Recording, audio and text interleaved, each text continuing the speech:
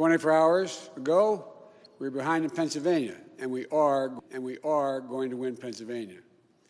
And now we're ahead, but we're winning in Arizona, we're winning in Nevada, and in fact, our lead just doubled in Nevada. We're on track to over 300 electoral votes, Electoral College votes. And look at the national numbers. We're going to win this race with a clear majority of the nation behind us. We've gotten over 74 million votes. Let me repeat that, 74 million votes. That's more than any presidential ticket has ever gotten in the history of the United States of America. And our vote total is still growing. We're beating Donald Trump by over 4 million votes. And that's a margin that's still growing as well. One of the things I'm especially proud of is how well we've done across America. And we're going to be the first Democrat to win in Arizona in 24 years. We're going to be the first Democrat to win Georgia in 28 years. And we've rebuilt the blue wall in the middle of the country that crumbled just 4 years ago. Pennsylvania, Michigan, Wisconsin, the heartland of this nation. I know watching these vote tallies on TV moves very slow, and as slow as it goes, it can be numbing. But never forget, the tallies aren't just numbers. They represent votes and voters, men and women who exercise their fundamental right to have their voice heard. And what's becoming clear each hour is that record number of Americans of all races, faiths, religions chose change over more of the same. They've given us a mandate for action on COVID, the economy, climate change, systemic racism. They made it clear they want the country to come together, not continue to pull apart. The people spoke, more than 74 million Americans, and they spoke loudly for our ticket. But while we're waiting for the final results, I want people to know we're not waiting to get the work done and start the process.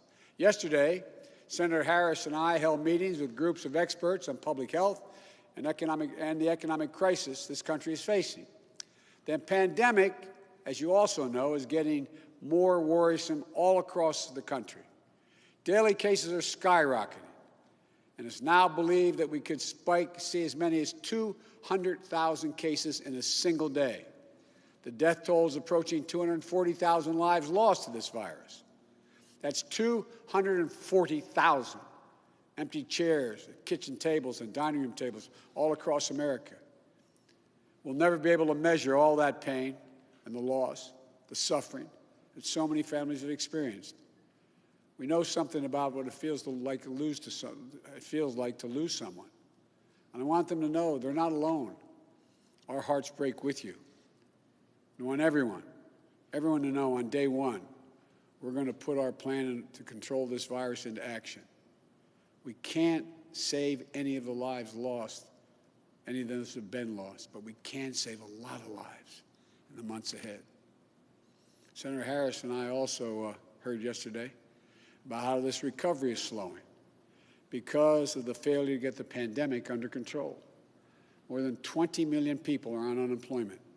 Millions are worried about making rent and putting food on the table. Our economic plan will put a focus on a path to a strong recovery. Look, we both know tensions are high. They can be high after a tough election, one like we've had. But we need to remember, we have to remain calm, patient. Let the process work out as we count all the votes. You know, we're proving again what we've proved for 244 years in this country. Democracy works. Your vote will be counted. I don't care how hard people try to stop it. I will not let it happen. The people will be heard. Our journey is toward a more perfect union, and it keeps moving on.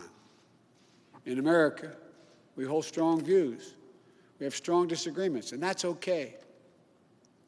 Strong disagreements are inevitable in a democracy, and strong disagreements are healthy. They're a sign of a vigorous debate, of deeply held views. But we have to remember, the purpose of our politics is in total unrelenting, unending warfare. No, the purpose of our politics, the work of the nation, isn't to fan the flames of conflict, but to solve problems, to guarantee justice, to give everybody a fair shot, and to improve the lives of our people. We may be opponents, but we're not enemies. We're Americans. No matter who you voted for, I'm certain of one thing. The vast majority of almost 150 million Americans who voted, they want to get the vitriol out of our politics.